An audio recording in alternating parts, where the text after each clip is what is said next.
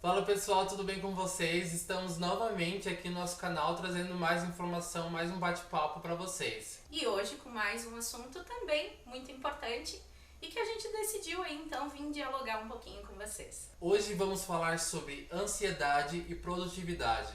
Então fica com a gente aí que hoje o vídeo está super interessante.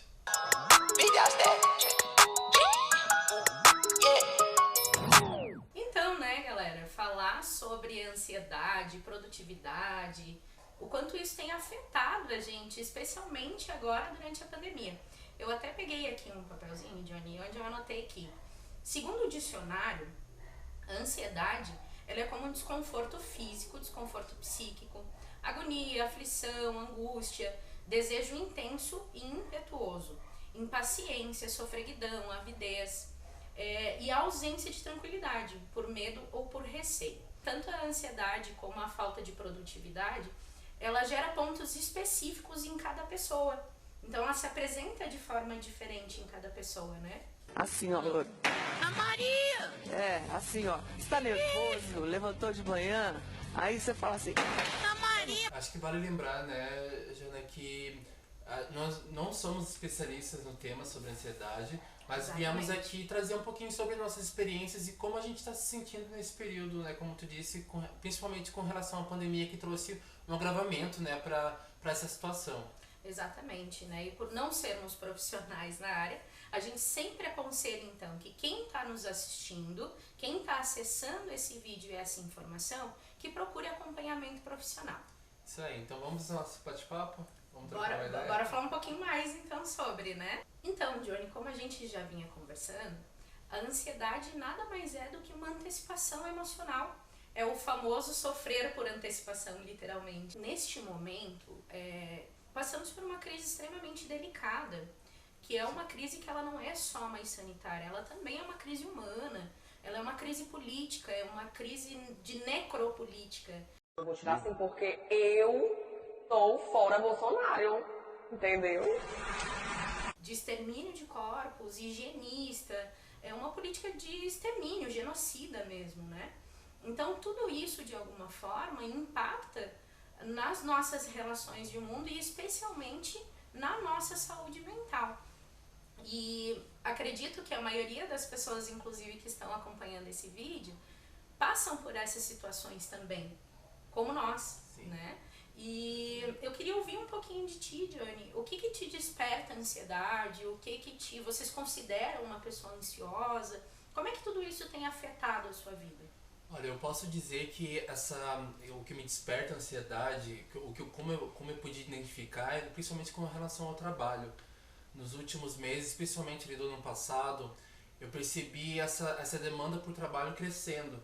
Né? Então, antes de eu optar por ser autônomo, fazer essa escolha enquanto trabalho, eu trabalhava numa empresa e exercia alguns trabalhos extras no contraturno.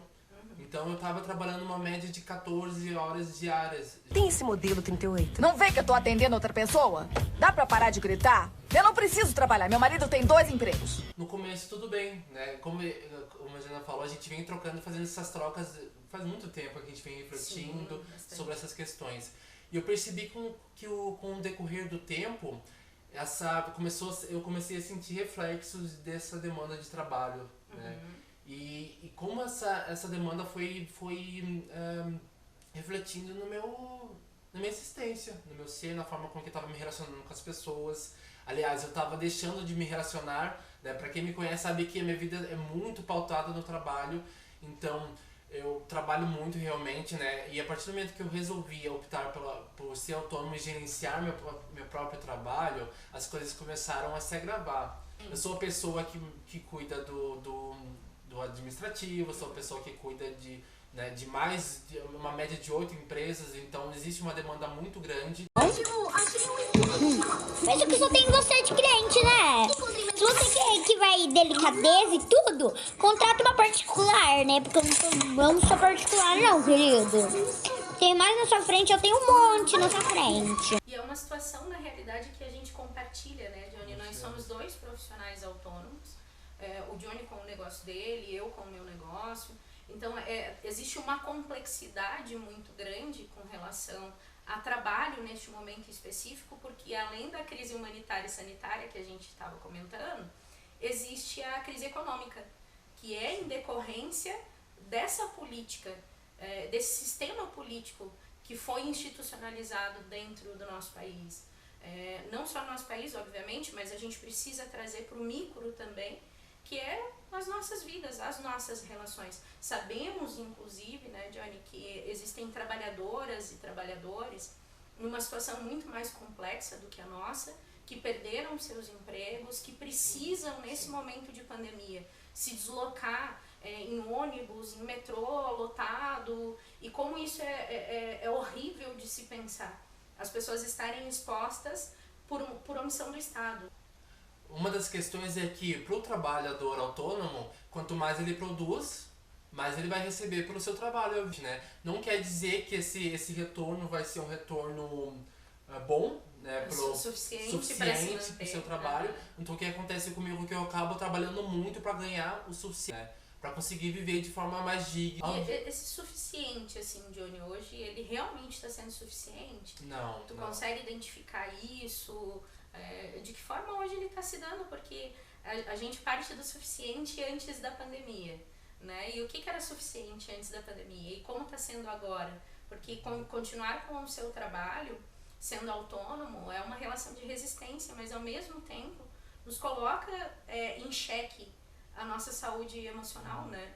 Como é que você tem lidado com isso? Eu parto da ideia de que, como eu sou autônomo e eu sou uma pessoa que está me inserindo agora dentro desse mercado, eu acabo cobrando um valor abaixo da média para poder justamente me inserir nesse espaço, né? Então, eu digo que o suficiente seria para pagar o investimento, né, o trabalho, e ainda assim sobrar, né, para outras demandas, né, para contas e lazer e etc. E hoje em dia não está sendo assim ainda, né? Então espero, dentro dessa perspectiva, ainda conseguir chegar nesse ponto profissional, mas ainda não, né? Mas voltando à questão da ansiedade, é que esses mecanismos, esses métodos de a gente se autogerir, né, principalmente nesse período crítico, acaba nos agravando de alguma forma enquanto saúde mental.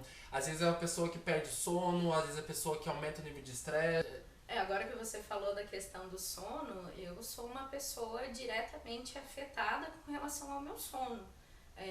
Eu percebo que durante alguma crise de ansiedade, eu tenho uma tendência muito grande a comer muito. E me afeta com relação à alimentação, né? De alguma forma, eu nunca identifiquei isso com um profissional, enfim. Mas acredito que talvez uma disfunção ou um distúrbio alimentar por conta da ansiedade, eu acabo comendo muito, descontando mesmo, né, toda a minha ansiedade na alimentação. Me sinto com falta de sono completamente durante a madrugada. E aí, automaticamente, durante o dia, acabo passando de arrasto e achando que eu não vou dar conta de absolutamente nada do que eu tenho para fazer. Desmotivada, porque não sei se para ti é assim, mas para mim, ou talvez as pessoas que estejam assistindo se identifiquem, mas uma relação de que parece que nada vai dar certo. E de que eu vou continuar patinando e as coisas não vão acontecer. Mesmo havendo dedicação, mesmo havendo... E tudo isso provoca um desânimo, né? Uma depressão talvez leve, algo que eu não sei muito bem explicar, obviamente, porque são sensações. E outras pessoas podem ter outras sensações diversas. Mas eu observo também que existem gatilhos. Quais são esses gatilhos para ti? Né, você estava falando sobre essa questão do alto índice de desemprego, né? Em 2020 a gente teve um alto índice justamente na pandemia, e ao mesmo tempo em que o número de pessoas trabalhando de forma autônoma aumenta também. Então eu me vejo, né, dentro desses milhões de brasileiros que vão tentando achar alternativas dentro dessa situação de muita precariedade, né, de falta de investimento, de negligência realmente, como você já apontou. E é isso, eu acho que a gente vive num momento, numa situação muito crítica. Tantas pessoas, né, em situações precárias de trabalho, que não tem, às vezes não tem uma fonte de renda e que cria uma fonte de renda a partir da autonomia e que vive na incerteza, tentando buscar aí um mínimo de dignidade. Antes da pandemia, eu tinha uma leitura diferente, porque antes da pandemia minha leitura era exclusivamente uma leitura política de sociedade. Era pensar no trabalhador e na trabalhadora que podiam acessar o meu trabalho, que podiam pagar pelo meu trabalho, e meu trabalho não era considerado super, com a possibilidade das pessoas consumirem. Hoje inverteu-se, porque o meu trabalho já não é considerado um trabalho essencial, ele é considerado um supérfluo, porque eu trabalho com estética e imagem. Então, no meio de uma crise não só sanitária, como uma crise econômica e política, como a gente já comentou antes, trabalhadores e trabalhadoras perderam o poder de consumo. Automaticamente, o meu setor foi atingido diretamente. Então, impactou-se muito, de uma forma muito forte o meu setor, a minha área de trabalho. Assim como eu tive colegas de trabalho, por exemplo, que tinham também os seus negócios e acabaram fechando. Então, um tanto colapsa, buga um pouco a cabeça da gente, procurando ferramentas e formas de tentar, né, fazer um pouco mais, sair um pouco do convencional, tentar fazer diferente. Embora eu ainda tenho o privilégio de ter uma família que me acolheu muito nesse período e que contribui muito comigo para mim continuar com o meu negócio ainda de pé, mas a maioria das outras pessoas não tiveram essa oportunidade nem essa possibilidade de ter uma família que pode acolher. Sim, neste momento, né? Então, pai e mãe, inclusive, muito obrigada por isso, porque eu com certeza absoluta teria fechado o meu negócio não fosse eles estarem me dando um apoio, estarem me dando uma mão, literalmente. E aí tem uma outra questão, que é o poder de consumo. Quem é que vai consumir morto? Quem é que vai consumir doente? Então, essa omissão do Estado, tudo isso que a gente está vivendo neste momento, está contribuindo para que esse retrocesso e essas ansiedades e essa noção de produtividade que nós tínhamos antes da pandemia se tornem piores. E, possivelmente, em muitas pessoas, o que era uma ansiedade leve se tornou hoje uma patologia. Você me fez pensar, amiga, de uma frase que se utilizam muito os coaches da vida por aí, que é que ela produzam ou estude enquanto eles dormem, né? E eu tenho um ranço, gente, sinceramente, de quem utiliza esse tipo de frase, essa e tantas outras, e não se questionam sobre a gravidade que é isso, né? As pessoas incentivam esse tipo de discurso, mas consideram tudo isso que a gente está falando. É bem essa noção, assim, de não perceberem os trabalhadores e trabalhadoras como uma pessoa, como humano, né? E sim como uma máquina de produtividade. E tudo isso vai impactando a ponto que a gente chegou nesse momento histórico, inclusive, de um colapso.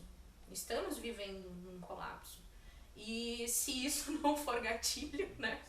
Eu literalmente não sei o que mais poderia ser um gatilho tão grande, além do que a gente já comentou e apresentou, né? Então, gente, antes de encerrarmos esse vídeo, eu gostaria de deixar um lembrete para vocês. É importante a gente pensar a sociedade como um todo, né?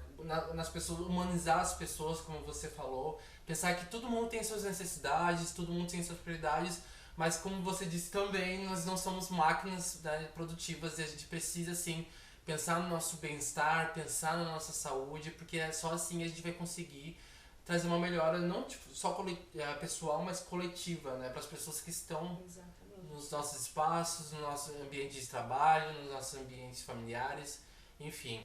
E vocês, então, nos contem um pouquinho como é que está sendo essa experiência para vocês, comentem aqui embaixo desse vídeo, compartilhem com a gente os seus pensamentos, contem pra gente aí como é que era antes desse caos, como é que tá agora, pra gente, já apresentamos essa complexidade.